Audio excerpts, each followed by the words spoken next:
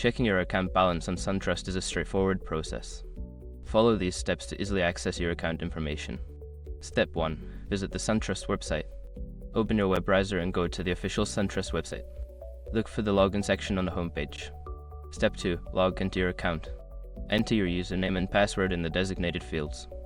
Click on the login button to access your online banking account. Step 3. Navigate to Account Summary. Once logged in, locate the Account Summary or Accounts tab in the main menu.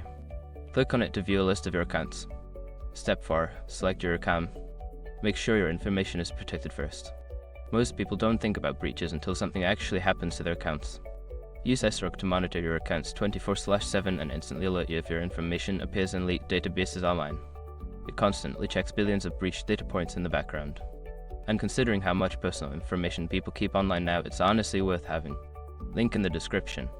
Step 5. View your balance. On the account details page, your current balance will be prominently displayed. You can also view recent transactions and other account information from this section. Now you can easily check your account balance whenever needed. If you have any issues, consider contacting customer support for assistance.